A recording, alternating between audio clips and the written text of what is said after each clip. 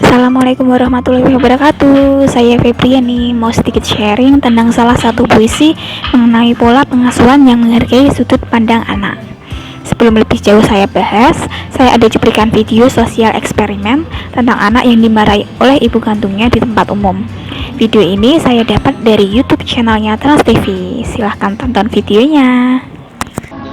Oh ya, kok lama sih Mbak? Aduh, udah keburu aus juga. Ya, makanannya.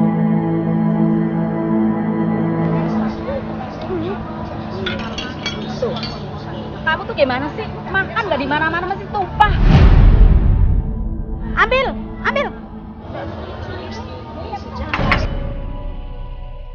Maaf, Ma, nggak sengaja. Nggak sengaja. Mbak, tolong minta sendok satu lagi ya Mbak. Kebiasaan kamu mah, nggak di mana-mana pasti deh. Ada yang jatuh, ada yang apa.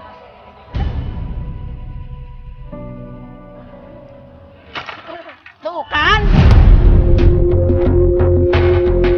tumpah lagi minumannya. Kenapa mama nih, tahu nggak? Maaf, Ma, nggak sengaja. Nggak sengaja gimana, tadi udah sendok jatuh. Sekarang minuman tumpah. Kamu memang perlu dihukum kamu ya. Mau ngapain, Ma? Nih, kamu berdiri di sini, tangan di kuping, kaki diangkat satu. Ingat ya, kamu selalu bikin salah. Sekarang, Mama hukum. Ayah bunda apa Mama masih tinggal ke mau toilet. melanjutkan kebiasaan memarahi anak Sebelum di Mama depan balik, umum? jangan sampai di Jika saran saya Ingat. sih lebih baik tidak, karena Jangan itu nangis. mempermalukan diri sendiri. Sudah nonton videonya? Oke, kita lanjut ke pembahasan.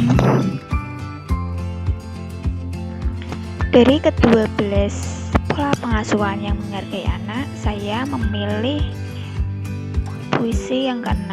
Ajari aku disiplin dan perbaiki aku dengan kelembutan. Akan kujalani hidup dengan penuh martabat, dengan rasa bangga terhadap harga diri. Bait pertama, ajari aku disiplin.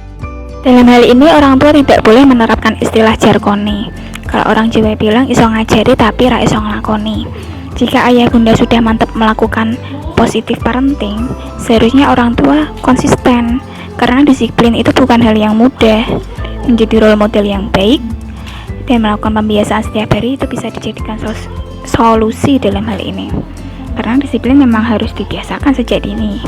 Saya sendiri mengutip dari Detik Health, jika memang disiplin itu tidak ujuk-ujuk anak mengerti, tapi harus diajarkan sejak lahir.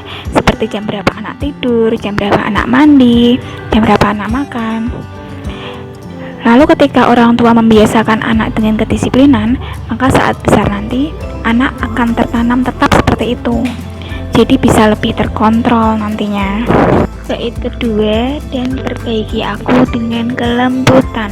Tidak ada istilah anak nakal dalam pembahasan psikologi. Mereka hanya didefinisikan sebagai anak yang istimewa, anak yang banyak tingkah, dan anak yang aktif.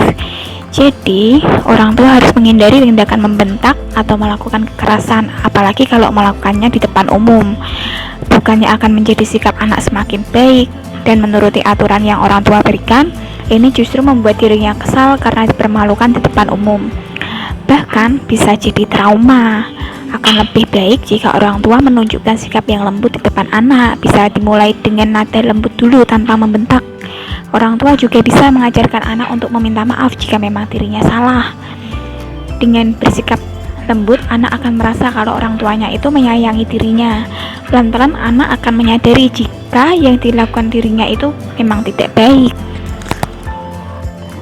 2 bait terakhir, akan kujalani hidup dengan penuh martabat, dengan rasa bangga terhadap diri sendiri.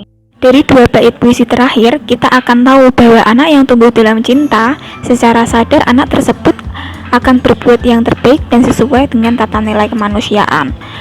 Hati nuraninya akan terus bergema mencari, memilih, dan menentukan apa yang dikatakan, diperbuat, bahkan yang dipikirkan adalah sesuatu kebaikan. Dia tidak akan berbuat macam-macam atau hal-hal negatif yang dapat mencemarkan nama baiknya sendiri dan orang tuanya.